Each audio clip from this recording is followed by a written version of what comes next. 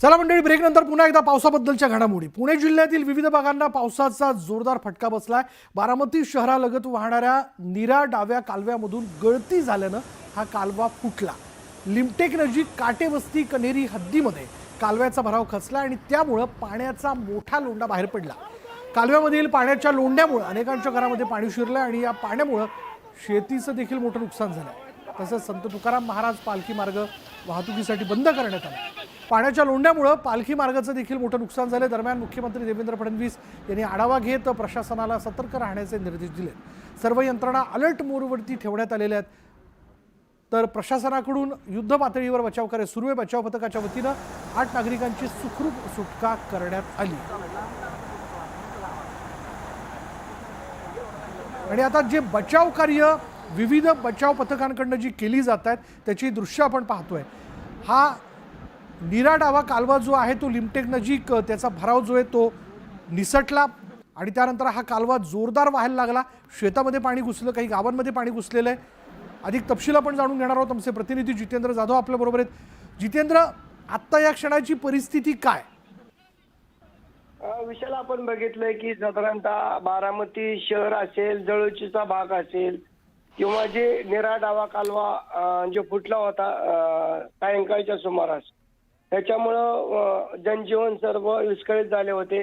बारामती शहरातील परिस्थिती बघितली तर 150 घरांमध्ये पाणी शिरल्याचं आपण पाहिलं आणि त्याच्यानंतर जी 8 लोक पुरामध्ये अडकले होते त्या 8 लोकांची नगरपालिकेचे अग्निशमन जे कर्मचारी आहेत, बारामतीचे तहसीलदार असतील, मुख्याधिकारी असतील, यांनी या लोकांना सुखरूप बाहेर काढलेला आहे।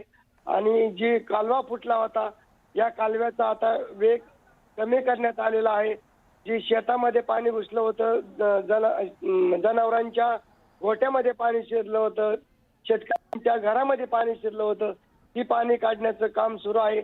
आणि आपण बघितले की उपमुख्यमंत्री अजित पवार यांनी देखील सर्व कार्यक्रम रद्द करून त्यांनी उद्या बारामती असेल, इंदापूर असेल या पूरग्रस्त ठिकाणी पाहणी ते करणार आहेत। स्वतः त्यांच्याबरोबर जी क्रीडा मंत्री दत्तात्रय भरणे देखील असणार आहेत।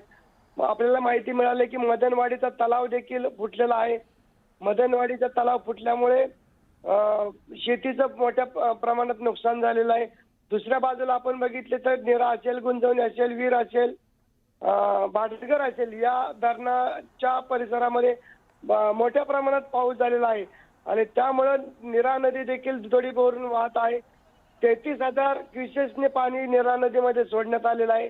आणि आपण बघतो जी कोरडी टाक पडलेली करा नदी ही देखील आता करा नदी वाहू लागलेली आहे। आणि उद्या आता या सर्व परिसराचा उपमुख्यमंत्री अजित पवार पाणी दौरा करणार आहेत।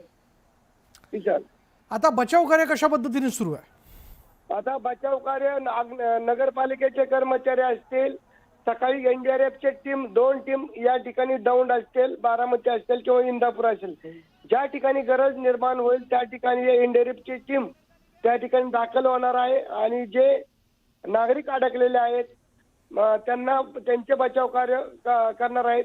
आणि नगरपालिका असेल, तहसीलदार असेल, प्रांत असेल यांनी लागलीच कोणाला मदत असेल असे आवाहन केलेलं आहे।